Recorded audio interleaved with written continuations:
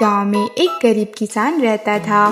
उसके पास ज्यादा जमीन नहीं थी, न ही कोई बड़ी आमदनी का साधन था। फिर भी वह किसान ईमानदारी, मेहनती और धैर्यवान इंसान था। रोज सुबह सूरज उगने से पहले वह उठ जाता, अपने पुराने औजार कंधे पर रखता और खेतों की ओर चल पड़ता। खेती उसकी पूरी दुनिया थी और वही उसका सहारा था। वह किसान दिन रात खेतों में मेहनत करता, कभी धूप में तपस्या करता तो कभी ठंडी हवा और बारिश में भीगता, लेकिन उसने कभी शिकायत नहीं की। समय धीरे धीरे बीतता गया। उसने धान की फसल बोई थी और वह हर दिन बड़े प्यार से खेतों की देखभाल करता, पानी देना, निदाई, गुड़ाई करना, मेड़ों को ठीक करना, सब कुछ वह खुद ही करता। कुछ महीनों बाद उसके खेतों में धान की फसल लहलहाने लगी। हरे भरे पौधे हवा में झूमती तो किसान का मन खुशी से भर जाता। उसे लगता कि अब उसके घर के हालात सुधरेंगे। इस फसल से वह अपने परिवार का पेट भर जाएगा, बच्चों की पढ़ाई का खर्चा निकलेगा और थोड़ा बहुत कर्ज भी चुका पाएगा। अब वह फसल का पोषण करने लगा, सही समय पर खाद डालना, पानी का ध्यान रखना और खेतों की निगरानी करना, यह सब उसकी रोज की दिनचर्या बन गई थी। वह हर सुबह और शाम खेतों का चक्कर लगाता ताकि फसल को कोई नुकसान ना हो। लेकिन कहते हैं ना, सुख के बाद दुख आ ही जाता है। एक दिन अचानक किसान ने देखा कि उसके बगल वाले खेत में कुछ अजीब हो रहा है। वहाँ की फसल पीली पड़ चुकी थी और कई जगहों पर धान के पौधे जमीन से चिपके हुए थे। यह देखकर वह घबरा गया। वह तुरंत उस खेत में गया और पास से देखने लगा। जांच करने पर पता चला कि उस खेत की आधे से ज्यादा फसल कीड़ों ने बर्बाद कर दी थी। वह कीड़ा बहुत छोटा था, लेकिन उसका नुकसान बहुत बड़ा था। वह कीड़ा धान की जड़ों और पत्तियों को खा जाता था, जिससे हरी भरी फसल कुछ ही दिनों में घास बेजान हो जाती थी।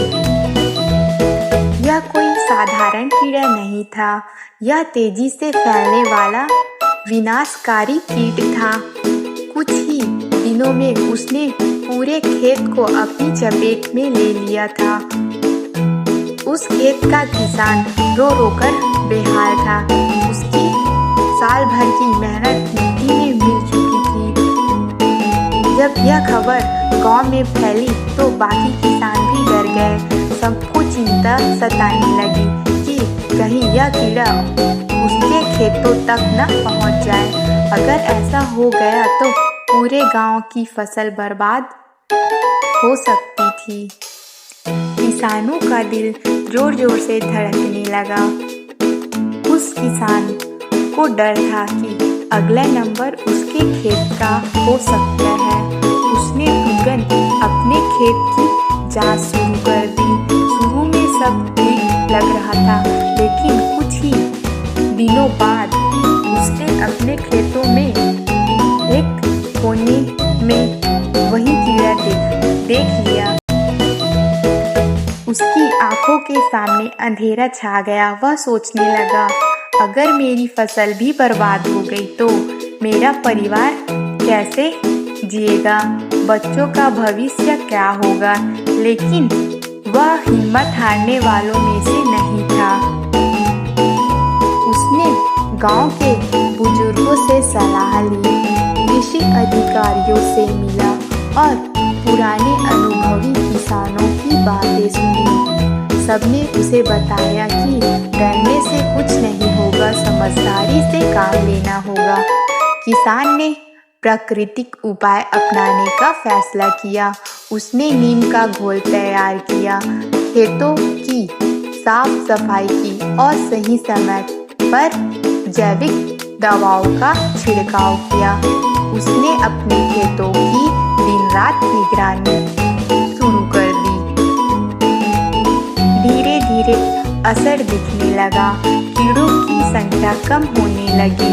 जहाँ फसल थोड़ी खराब हुई थी वहाँ नई पोपलें निकलने लगी। किसान के चेहरे पर फिर से उम्मीद की चमक लौट आई। हालांकि उसे थोड़ा नुकसान हुआ, लेकिन उसकी मेहनत बेकार नहीं गई। उसने अपनी अधिकतर फसल बचा ली। कटाई के समय जब वह धान घर लाया तो उसकी आंखों में आंसू थे। दुख के नहीं बल्कि खुशी की आंसू थी।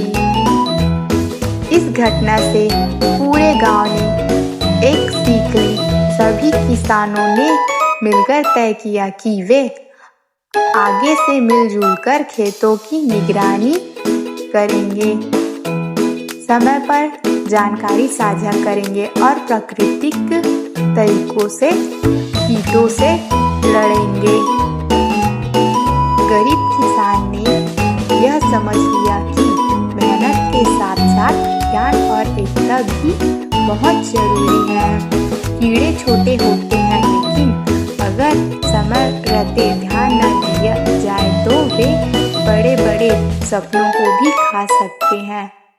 इस कहानी से हमें सीख मिलती है कि डर से नहीं, समझदारी और हिम्मत से हर मुश्किल का सामना करना पड़ता है।